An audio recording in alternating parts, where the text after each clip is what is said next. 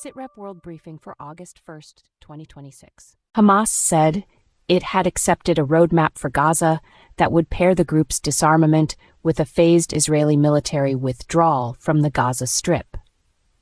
The plan centers on Hamas laying down its weapons, the departure of Israeli troops, and the creation of a transitional governing arrangement intended to move Gaza away from direct rule by the armed movement. The proposal offers diplomatic movement, but it also confronts obstacles created by months of war, mutual distrust, and the political stakes for both sides.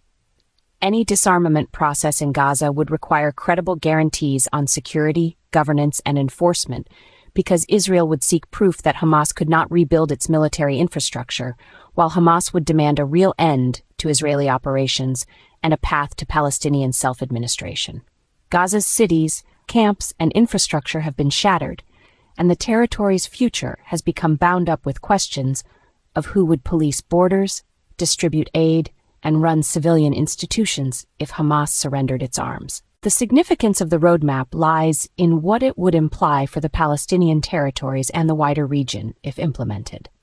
Gaza has been the center of repeated wars, and every previous effort to create a durable post-conflict framework has run into the same problem. Neither side trusted the other to honor sequencing on arms, territory, prisoners, or authority. A deal that asks Hamas to disarm while Israeli forces withdraw would test whether outside mediators can turn a battlefield ceasefire concept into a durable political settlement, and whether a future administration in Gaza can emerge without collapsing under the pressure of security vacuums, factional rivalry, and the burden of reconstruction.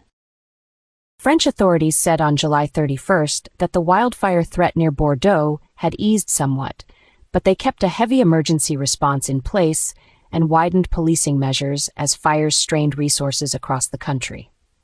Officials also reported hundreds of detentions linked to the national wildfire outbreak, with many cases tied to suspected deliberate fire setting.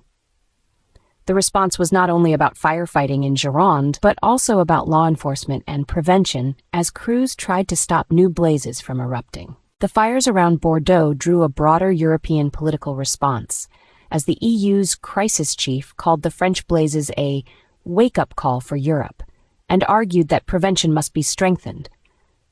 That message carries particular weight in southwestern France, where hot, dry conditions and large wooded areas have repeatedly turned the Gironde region into a major firefighting front in recent summers. The episode highlighted how quickly local fires can become a national security, public safety, and climate policy test for France and the European Union. Sources and the full written briefing are available at sitrepbrief.com.